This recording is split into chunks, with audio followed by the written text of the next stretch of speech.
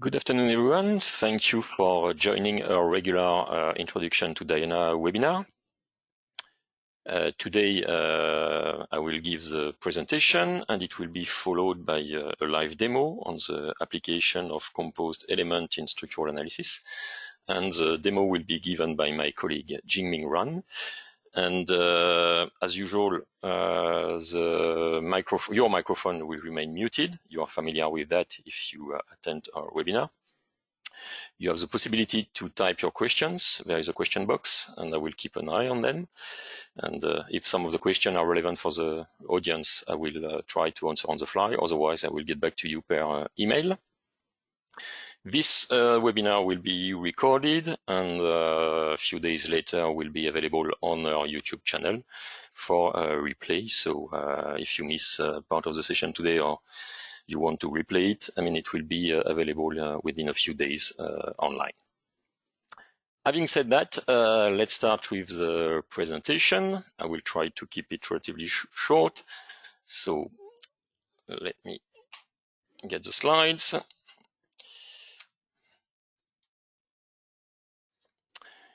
So let's start with a few words about Diana itself. So Diana is a short form of displacement analyzer. That's where the name is coming from.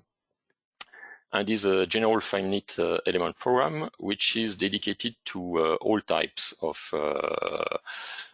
civil engineering structures, but yeah, with a strong focus on concrete structures, reinforced concrete structures, but also in geotechnical engineering and petroleum engineering application. Our aim, or let's say our mission, is to provide a range of efficient engineering solutions to the daily or specific types of engineering problems. And by doing that, we increase, or we try to increase the accuracy of the final results in such a way that our clients could optimize the cost of their project, because at the end of the day, the key factor is the money. Our core value at our company are presented on this slide, and I would say, if I could summarize it in a few words, based on the trusted relation we developed with our clients and partner, we try to mature a dynamic and innovative idea to deliver the state-of-the-art solutions and quality service in a world-class product. I would say this is our daily goal here in our company at Diana. We have, I would say, end user all over the world. You can see on the map, we are basically on every continent. We have a network of scientific experts. We also have a global network for technical support. Next to that, on our website, you have a large library of publications. And we have regular meetings and online webinars to present the latest development in our software. On the next slides, we present a list of some of our valuable clients. This is a non-exhaustive list. I would say that, we have clients in different countries all over the world from different organization types, from a governmental organization, academic, so it can be university or research organization, but also from the private sectors like consultancy company or construction company, and from different sectors, from oil and gas, energy, underground structure. And we really appreciate their effort in trusting in Diana and using it in a challenging project. With respect to the application in Diana, let me quickly go through some of the main applications that are listed here.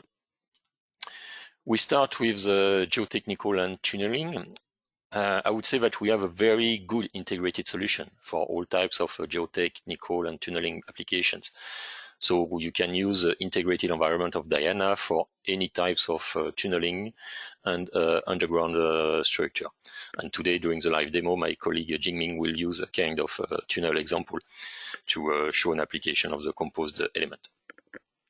For ground freezing, also called the three-phase analysis, we have a good solution for real soil structure interaction. So if you have some sort of interaction between the underground and the surrounding soil or rock, you can model it with the concept of nonlinear interface behavior. You can have coupled the groundwater flow stress analysis, but there are many more options. You can have slope stability and many more. Next to that, we have a very comprehensive solution associated to reinforced concrete and the early age behavior of the concrete cracking. I would say that's mainly when the model and the casted concrete goes through the process of hydration. For any type of concrete box girder, or let's say composite structure, where eventually you have kind of interaction between concrete and metal or concrete with fiber. For dam structure, we have also a very good solution. So I would say Diana can be seen as the solution. We have also a good coverage for design check, including the reinforcement based on the Eurocode, mobile load and design load generator, and also the cross-section design check. You can use it in conjunction with your bridge application or your general structural analysis application. We have different solutions in order to give you good estimation about the nonlinear response of the model without entering into the, let's say, detailed parameter of a nonlinear analysis input. This is basically the sequential analysis.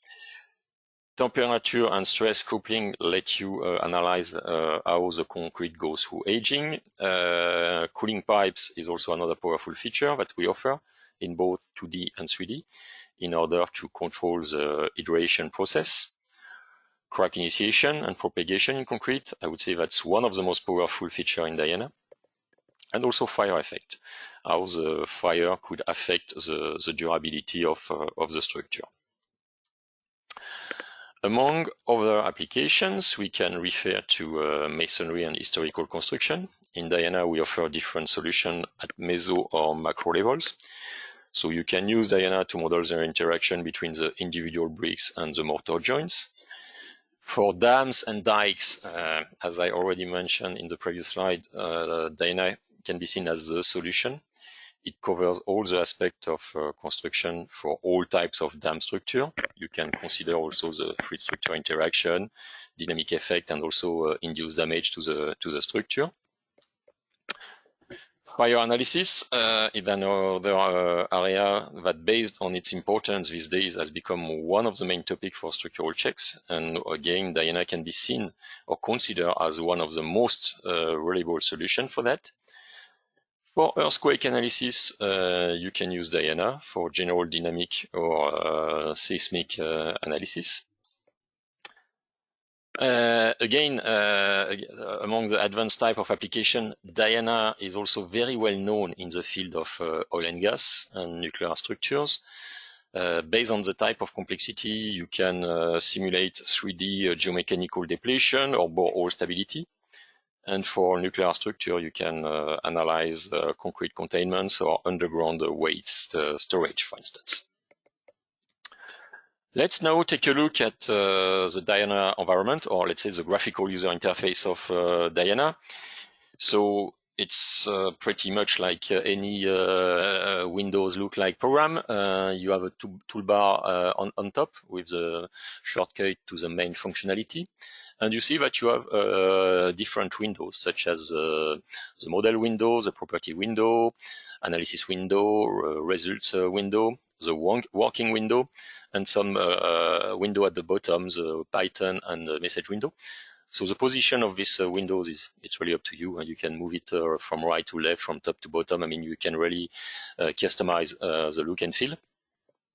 But via all this window, basically, we try to give you the best overview of the functionality in a user-friendly way. And most important, I would say that you have one working window, which is central in this graphical user interface.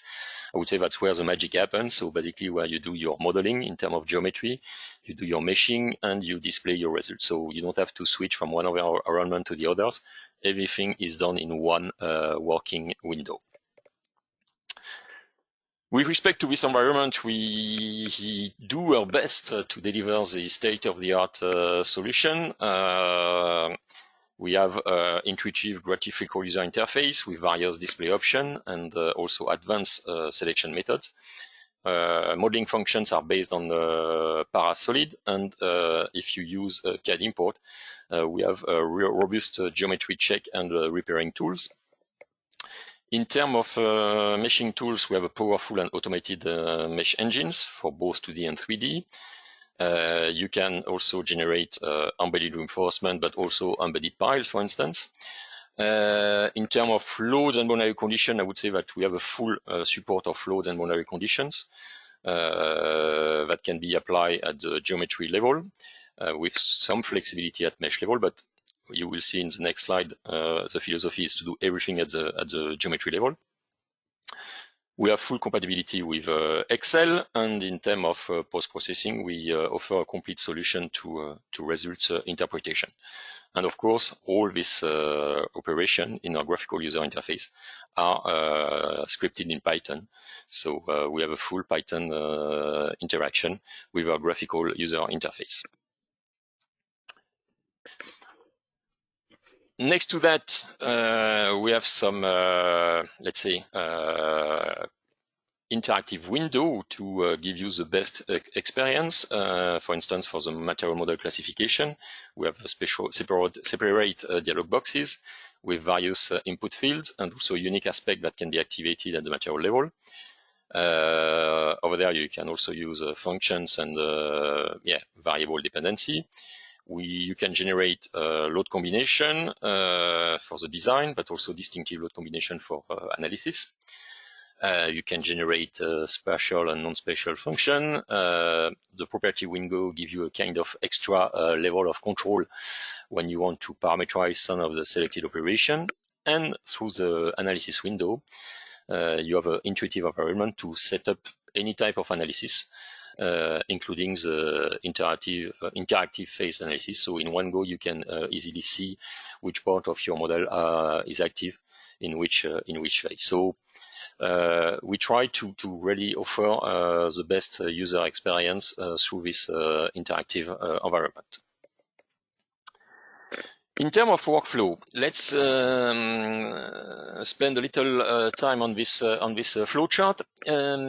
I would say the story that I'm going to say about this slide apply to any model that you are going to build in Diana. Doesn't matter the complexity, the story will be always the same. So we start with the geometry definition. You define all the geometry component of your model. Then on this geometry, you assign the properties. By properties, we mean material properties, physical properties, boundary conditions, loads, initial field. Everything should be applied at the geometry level. Once you have your geometry and you have assigned your properties, you generate your mesh. It means that all the properties that you have assigned to your model are now transferred to your finite element model. Once you have generated the mesh, so you have generated your finite element model, you set up your analysis, so you tell Diana what to do with this model. Do you want to perform a linear static analysis, a nonlinear analysis, or a coupled flow stress analysis? So this is the analysis setup.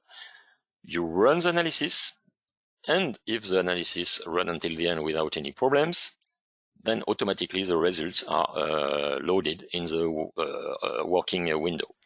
Then you can check your results.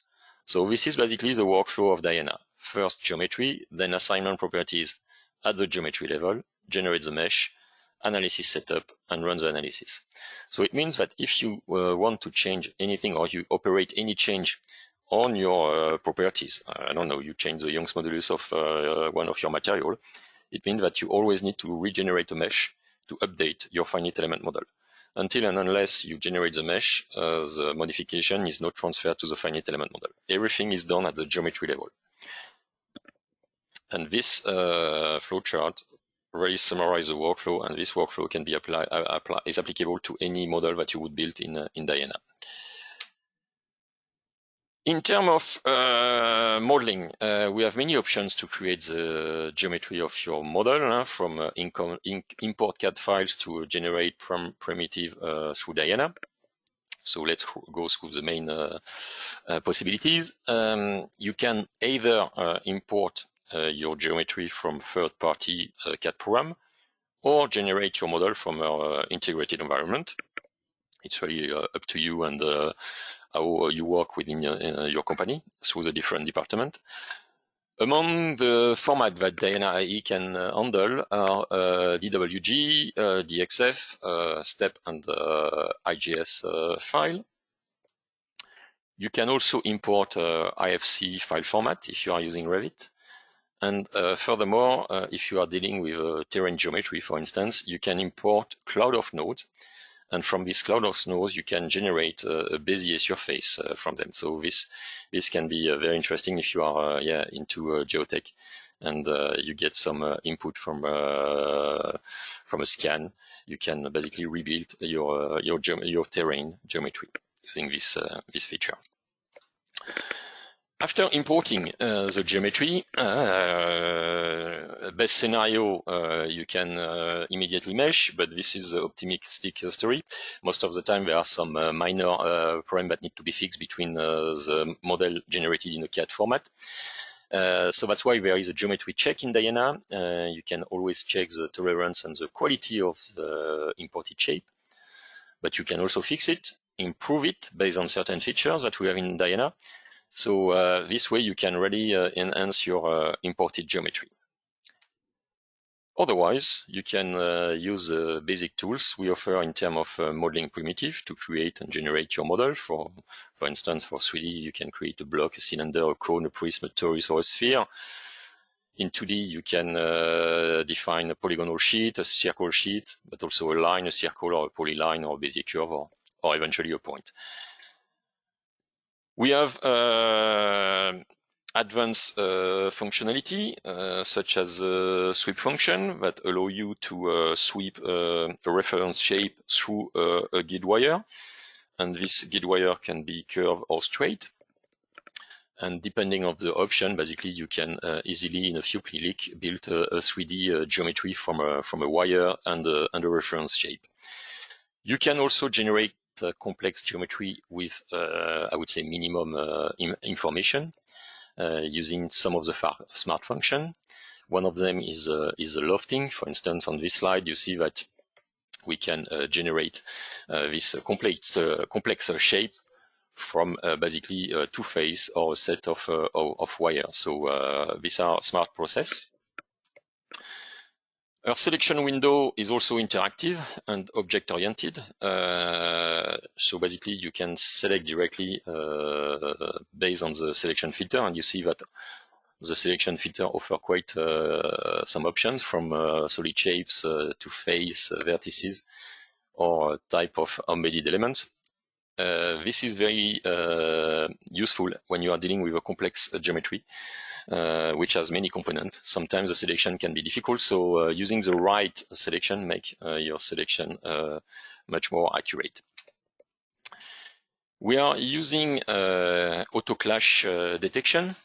You don't have to worry about the nodal connectivity of the different components of your geometry interacting with each other. Diana automatically take care of that for you, ensuring a perfect continuity and connectivity. So basically, edge of adjacent bodies and line are automatically imprinted and considered in meshing, and this is what is reflected in this slide.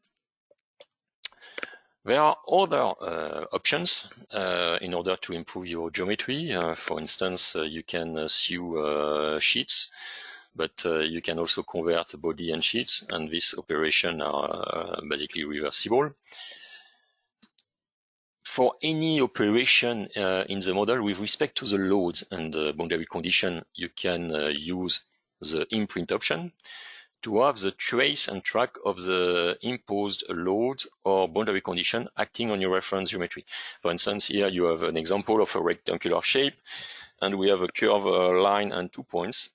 And after imprinting, you see that we have only one shape, but this curved line and 2 points are now part of the shape and can be selected to apply boundary conditions or loads depending of what you need to apply. So this is also a very interesting feature. Other modeling operations enable you to rotate or move, face, or adjust your shape. So this can be done via action box, but you can also do that dynamically with the mouse. Arrows representing the translation and circle representing the rotation. And just by moving the mouse around this circle or these arrows, basically you can operate the transformation. You can select and extract and then extrude selected faces of edge or edges. So this is also a kind of a dynamic process that can be done through action box or via the mouse interactively in the working window. You can match different parts of your model with respect to each other using the aligned face function when you have different objects in your working environment. So this is also can be a very practical function. With respect to the function, it can be assigned to the geometry to simulate the geometry thickness, for instance. Here we have an example of a bridge, which is modeled with a shell element, and basically we have a spatial function to define the thickness and the eccentricity of the elements. So using space function in combination of shell can be a kind of elegant way of modeling such a bridge. But you can define also this function to define fret equator level, in both 2D and 3D modeling environment. So this is also a powerful feature, especially in the context of geotechnical application. Another strong feature in Diana is the Python scripting and the geometry optimization with respect to the effectiveness of the model when it's subjected to a load, and how you can reinforce and retrofit the model because of the load distribution pattern in the model. There are many powerful features that you can induce and use in conjunction with other tools that we have in Diana based on the Python scripting capability. So Python scripting is really one of the strong features of Diana and allows different programs to communicate with each other. For meshing, we have different types of mesher. These are smart processes. They recognize the generation of your geometry.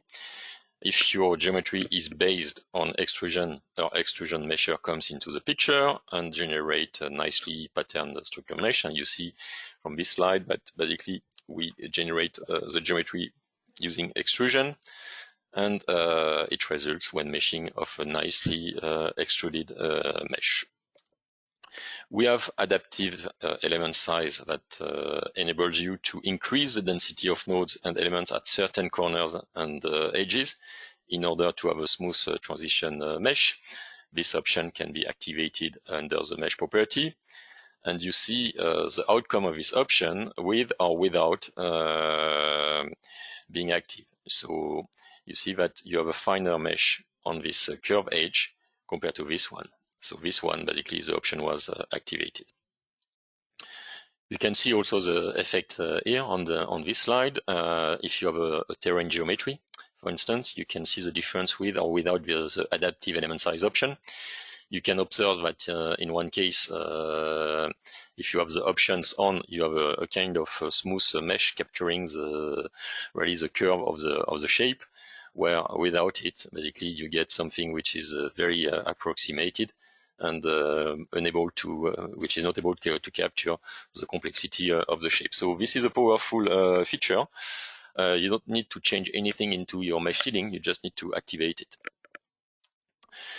You can also use grading to optimize your mesh. You have full control on the distribution of the nodes and the elements. So basically you really have full control when it comes to meshing. You can really control the density and the mesh size at any stage and any part of your model. After meshing, you can visualize the type of section that you have assigned to the model based on the different profile that we have in our library. This is done using the real dimension, and it enables you to check the orientation and eccentricity. And I would say that this is very good because when you have a model made of beam and shell, it may look like lines and plane.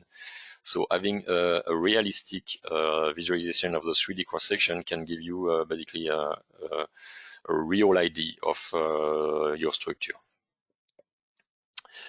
At the mesh level, you have different way of presenting that basically enables you to inspect or present your model in the most suitable way. You can use wireframe, free-face edge, but we have also some solid shading view or some shrunken shading view. So, I mean, it's really up to you to choose the optimal one and the most suitable for your model. Also, there are different mesh engines which enables to generate structure or unstructured type of mesh sets. On this slide, we display some examples of complex mesh resulting of the auto mesher of the map mesh, and you see that you always get a nicely meshed model. Another powerful feature is incremental meshing. This is very interesting when you are dealing with complex models and you need to do some modification at the geometry level. I mean, for any reason. So thanks to this incremental meshing, you don't need to remesh the whole model. Diana automatically goes for the meshing of the geometry part of your model that have been subjected to the modification. This way, you can save a lot of time in terms of meshing or remeshing of your model when subjected to change. For instance, here we have an example, the building consisting of 3,460 shapes, and it has 2,421 reinforcement bars. If you model it, or if you mesh it from scratch, it takes basically 10 minutes, 623 seconds. If for any reason you need to change something in one of the reinforcement bar, the meshing time or the remeshing time is only 111 seconds, so it's almost a factor 6. And this model is not what I consider as a big model nowadays. I mean, big models are huge. So you can already see that you have a factor 6 on such a model. So on bigger model, you can imagine that the factor or the time saving can be more important. And at the end, we have a series of online documentation, including our verification report, as well as our background theory, and our context-sensitive help, which basically is there to assist you to find the right information at the right place. So basically, you are not left alone when using Diana. So this is it for my presentation of today. Let's now move to the live demo. And before I hold the presentation to my colleague, let me just say a few words about composed element that we will put into action in the live demo. Composed elements in Diana are non-structural elements. We have two types. We have the composed line and the composed surface.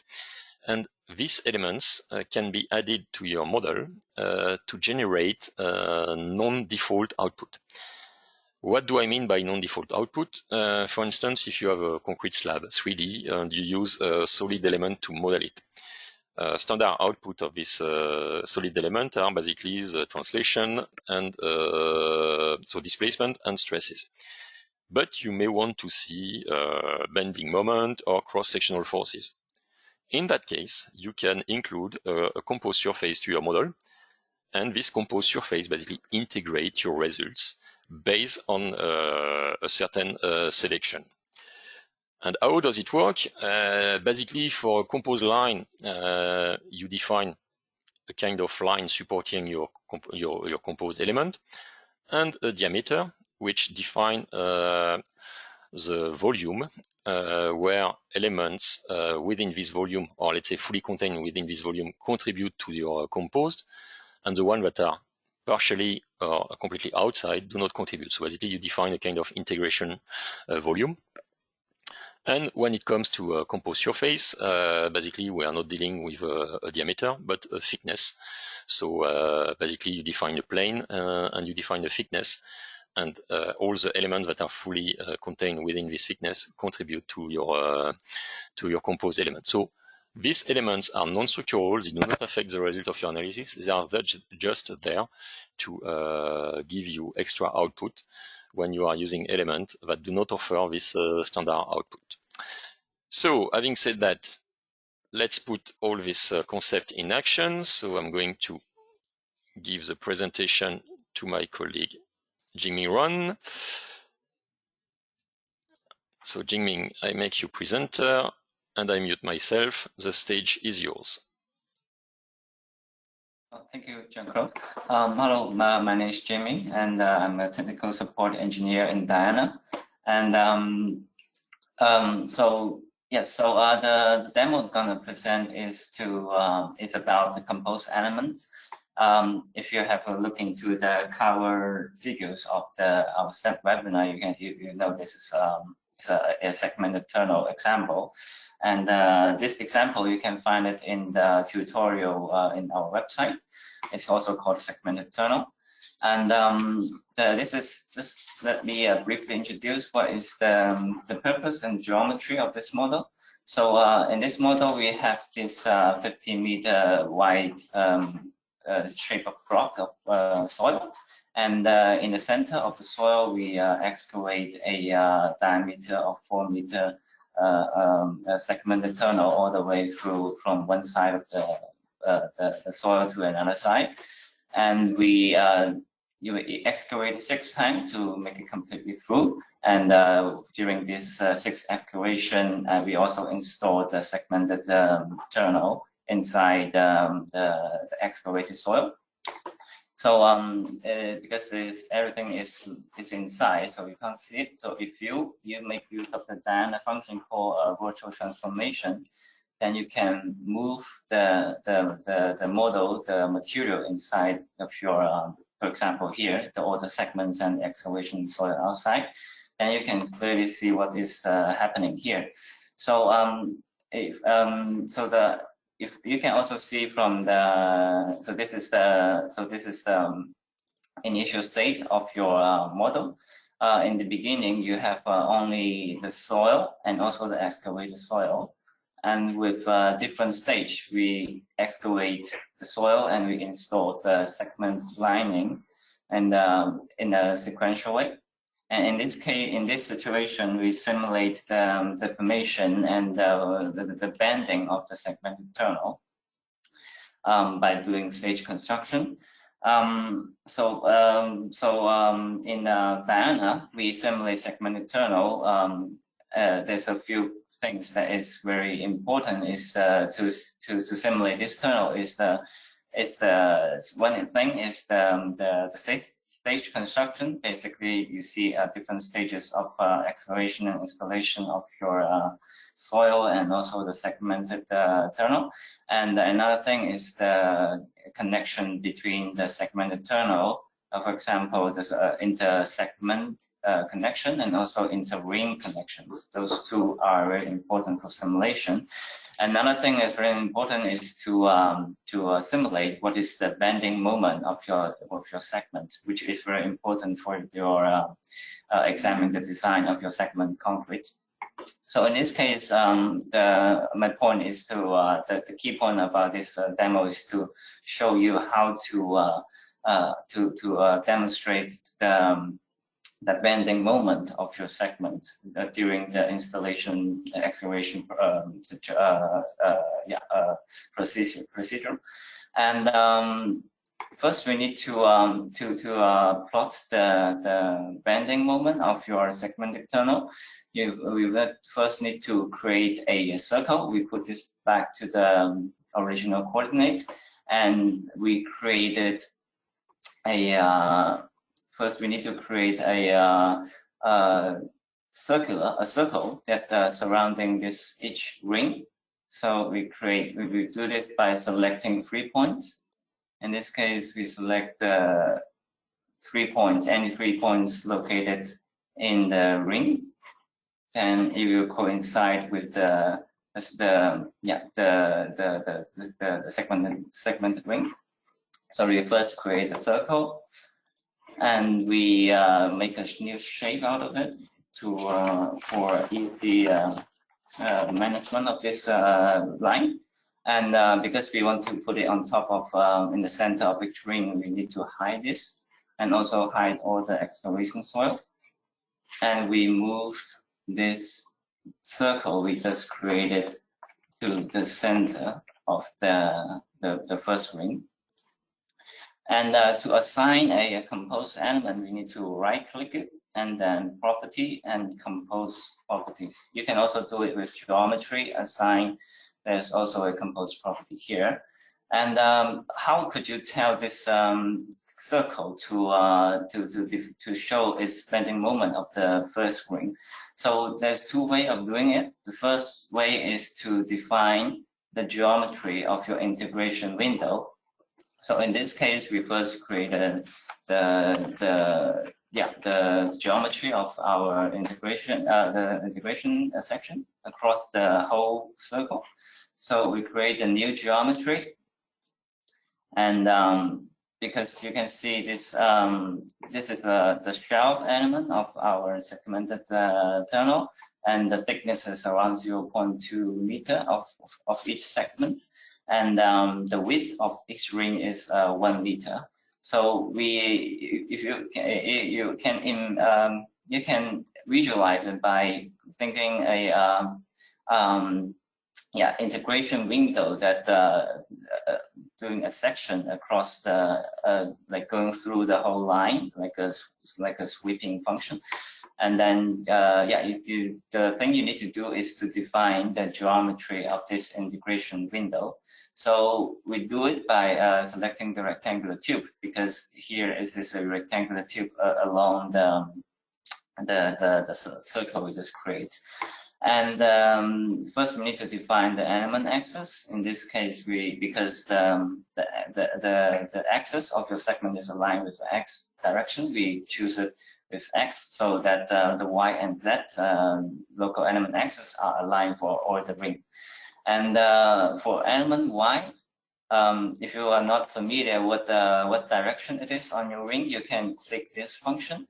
But first, I will hide all the ring to just show you the circle. And you click this function, you know that the local, for now, I didn't click the update. Then you can see the original local element axis for your circle. To keep the, like I said before, to keep the consistency of your local element axis throughout the whole ring, we need to choose the element Z axis aligned with the X direction. And we update it, then you can see that the Y axis, they are all pointing inward, while Z is aligned with the global X. And X is clockwise going along your ring. And then we also need to define the geometry. Define geometry of this section to integrate. We hide this and we show this again. In this case, the width in the Y direction is the thickness of your segment, which is 0.2 meter. And height in the element Z direction, it is the width of the ring, which is 1 meter. And we update it, then the integration window is exactly the shape of the shell elements of the ring. And like I said before, there's two ways of doing it. Another way is to define a data. So if we don't select this, we just choose data. We create a new data set for ring 1. Sorry, ring 1. And this means that the integration window will, the line will integrate. If I select all the segment 1, then the line will integrate for all the ring all the segment that you choose in this case, and without integrating the element data outside of the choice. So this is one way, but because we want to know the bending moment of each segment, so we need to define a geometry so that this line is not integrating the data from the other side of the ring. So it is in this case we will just define the geometry of the composed line here. And now we have our integration window ready. So, but then we have 5 other rings here. To do this, to save time, we can use the function called array copy, and we select the circle one, and we copy it in with offset of 1 meter for 5 times. Then we have our compose line ready. And with the array copy function, you will also copy the geometry and the data of your the one that you choose to copy. So it's very convenient and time saving. Another way to assign for a group of compose element is that you can create a for example, compose set. And for example, you move everything into the compose set, and you can right-click compose set properties, and you can change everything based on the set. But in this case, I will just use the single purpose one. Yeah, so now we have now we have all the compose element ready. We need to define the mesh of our compose circle. Here we choose element size, and if you click this button, you can preview the mesh of your circle. So you can see in this situation, the default is 1 meter, so it's very rough. So it's not going to give you a very good looking result, and it may not be so accurate as well. So for example, if you set it to 0.2, and you can see the element is now much more denser, and it's represented the circle. And you click apply, then when you mesh it, the composed element will also generated in that element size. Usually you go generate here, but for the demo purpose, I already meshed. And like Jean-Claude mentioned before, with a shell element and bin element, you can click the 3D illustration of this. So for example, you click 3D bin and shell. Yeah, you see here. I need to hide the soil as well, and also need to hide the soil inside. So yeah, if, after you clicking the 3D bin and shell, you can see the actual 3D shape of your shell element. Yes, if you go back to here, then you can. Yeah, you can only see it is a shell element, and all the line here is the compose line that we just defined before. If you integrate on our geometry, we will only integrate it along the line at the thickness of 0.2 and also the width of 1 meter. So it wouldn't integrate it the ring, the second ring, for example. And the next thing is to define an analysis. In this case, we use staged construction, like I just showed before. If first you have an initial case, which is nothing is excavated, and you have slice one, you excavate the first soil, and then you install the first ring, so on, and then you go to 6, so the final stage of your simulation. So let me just show you the deformation of the excavation. So this is the final stage. So let me go back to the initial stage, and I show you all the results. And if I click next, this is the slice one. You can see the excavation soil is already gone, and also the installation of your segment. And you keep going, then you all the way it will go through the model, and you can see the final deformation of your soil and also in the ring. But in this case, we are more curious or more interested of about the segment, so we're just gonna hide the result outside of the ring. We just click this, and now we only show the deformation of the ring. And then we want to know what is the cross section, what is the bending moment of our concrete. And we click the cross section moment, and Y, remember that we defined the local element axis, Y is pointing inward of the ring. You click it, you don't see much because it is it's a cross section moment, cross section moments. and you need to right click and then show line diagrams. Then you can see what is the bending moment integrated or at the compose line here. Let me just go back from the beginning. In the beginning, we have only one ring, the first ring installation, and you can see the bending moment at the time of installation. And with installation and escalation going on, you can see the bending moment changes of your rings. So that's very important, and it shows you how the bending moment of each of your segments, and you can adjust your design based on this value. And yes, so this is the two way of setting composed elements. There's also another way of setting composed elements, but it is less intuitive. For example, it should be set in the analysis. So for example, you create a new output, and you choose user selection. In this case, if you only interested in the first ring, you just choose ring 1, slice 1. Yes, yeah. So you need to choose the composed elements. Circle 1, so this is the first composed element, and then the elements you're interested, for example, the slice and all the slice, and then it will only show you the composed result of your slice 1. So this is the third way of setting the composed element. It is the same as the function of assigning the data function, as I mentioned here. But I would suggest to just use this function, because in this case you will also see the results other than the composed element, and also the element you choose for calculating the composed element data.